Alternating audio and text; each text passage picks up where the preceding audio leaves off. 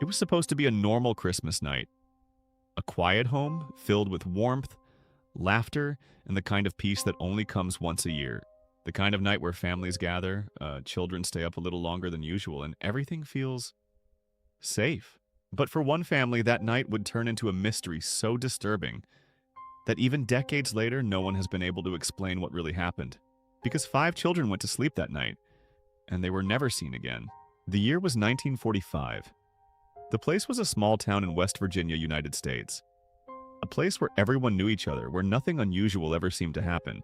The Sodder family lived in a large house on a hillside. George and Jenny Sodder had 10 children, a big family, full of life, full of noise, full of memories being made every single day.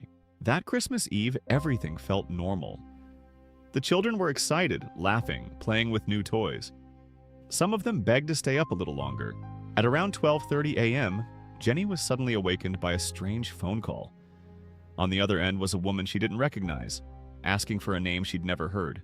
There was laughter in the background, but something about it felt off, unnatural, almost staged. Jenny told her she had the wrong number and hung up. As she made her way back to bed, she noticed something unusual. The lights were still on, the curtains were open, and the front door was unlocked. This wasn't like her children. They were always responsible. But that night, something was different. At 1 a.m., Jenny woke up again, but this time, it wasn't a phone call. It was the smell of smoke. Thick, heavy, suffocating smoke filling the air. She jumped out of bed and rushed to wake her husband, George.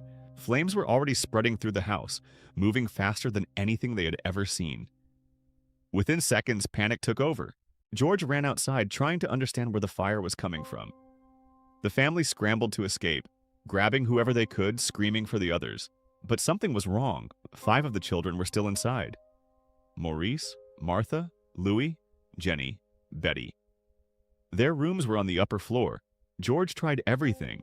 He ran to the water barrel, but it was frozen solid. He rushed to the phone, but the line was dead.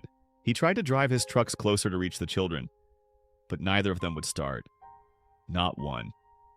It was as if everything that could go wrong was going wrong. Desperate, George tried to climb the house itself, using anything he could find, but the fire was too strong. The flames swallowed the upper floor, and the house collapsed. The fire burned for hours. By the time it was over, there was nothing left but ash. Authorities said the 5 children had died in the fire. Case closed. But George and Jenny refused to believe it, because something didn't add up, not even close. For one, no human remains were ever found. Not a single bone, not a trace. The photograph changed everything. For years, George and Jenny had been holding on to a feeling. A quiet, stubborn belief that their children were still alive. But now they had something they could touch. Something real. They studied the image again and again, every detail. The shape of the eyes, the curve of the nose. To anyone else, it might have been just another young man. But to them, it was Louis. And if Louis was alive, then the fire had not taken their children. Which meant only one thing: someone else had. And suddenly, those strange details from that night didn't feel random anymore. George remembered something chilling. Months before the fire, a man had come to his house.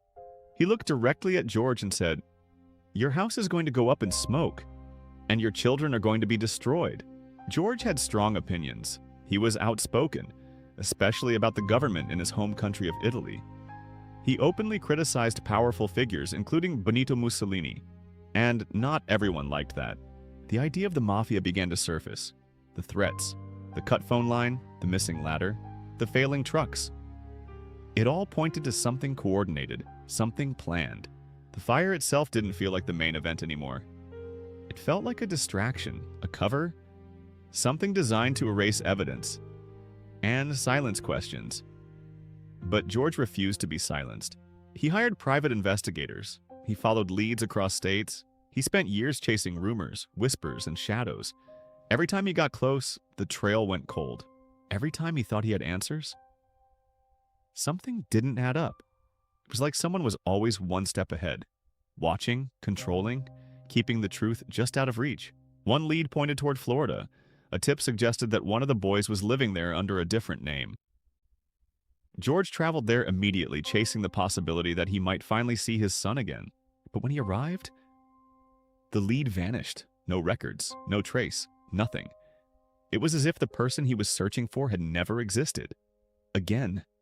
And that was the most terrifying part of all. George and Jenny built a large billboard along the highway, displaying the faces of their missing children. A constant reminder. For decades, that billboard stood there, fading slowly, but never forgotten, because they never stopped believing. Even when officials insisted the case was closed, even when time tried to bury the truth, they held on to the possibility that somewhere out there, their children were still alive. What if this wasn't just a crime, but a perfectly executed disappearance? 5 children taken, no bodies, clues that lead nowhere, and a fire that erased everything. Too clean, too convenient, almost too perfect. Were they taken by someone powerful enough to rewrite reality itself?